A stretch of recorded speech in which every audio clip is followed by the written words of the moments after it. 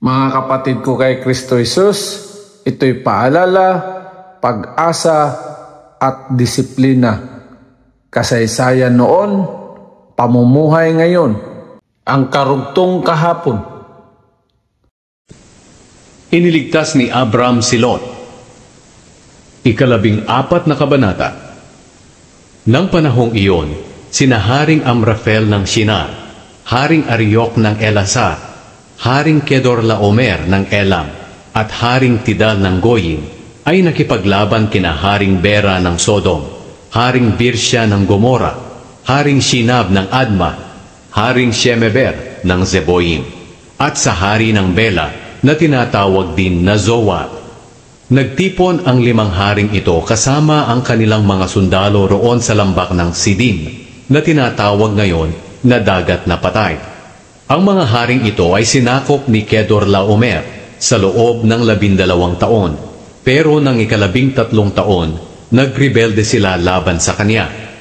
At nang 14 na taon, tinalo ni Kedorlaomer at ng mga kakampi niyang hari ang mga Repaimeo sa Ashterot Karnaim, ang mga Zusita sa Ham, ang mga Emita sa kapatagan ng Kiryataim, at ang mga Horita sa bundok ng Seir, hanggang sa El Paran na malapit sa disyerto.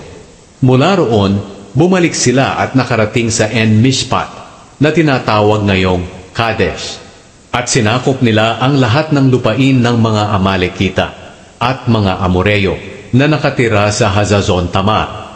Ngayon, tinipon ng mga hari ng Sodom, Gomora, Adma, Zeboim at Bela ang mga sundalo nila sa lambak ng Sidim, at nakipaglaban sila kina Haring Kedorlaomer ng Elam, Haring Tidal ng Goyim, Haring Amrafel ng Shinar, at Haring Ariok ng Elasar, 5 hari laban sa 4 na hari.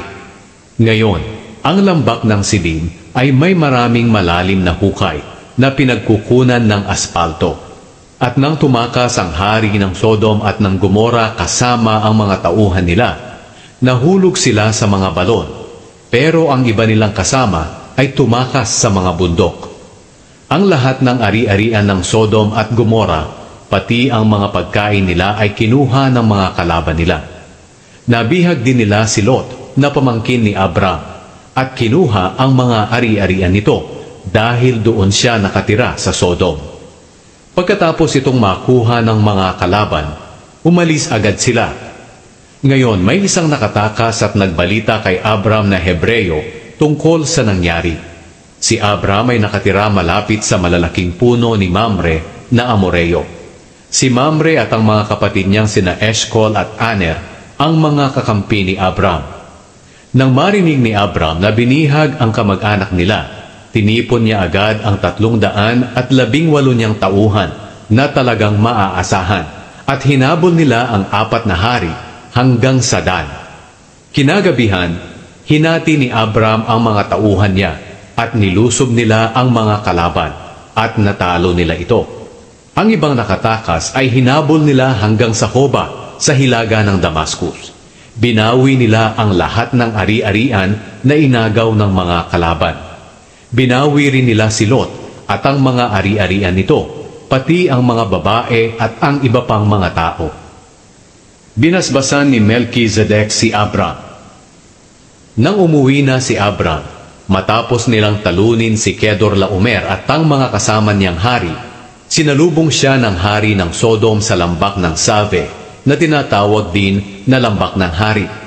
Sinalubong din siya ni Haring Melchizedek ng Salem at pari ng kataas-taasang Diyos.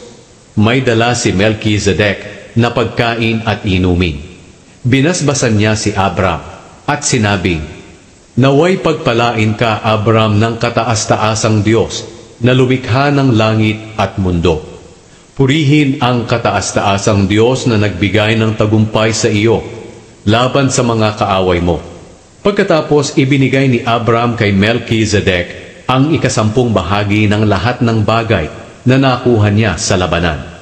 Ngayon sinabi ng hari ng Sodom kay Abram, "Sa iyo na lang ang lahat ng ari-arian ko na nabawi mo, pero isauli mo lang sa akin ang lahat ng tauhan ko."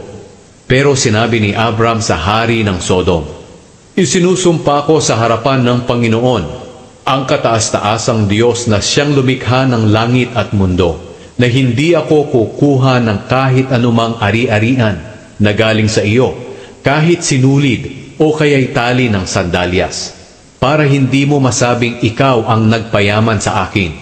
Hindi ako tatanggap ng kahit anuman para sa sarili ko. Ang ituturing ko lang na natanggap ko ay ang mga kinain ng aking mga tauhan, at pabayaan mo lang sina Aner, Eskol at Mamre na sumama sa akin sa pagkuha ng bahagi nila sa mga bagay na nakuha mula sa labanan. Salamat sa Diyos sa magandang balita sa araw na ito.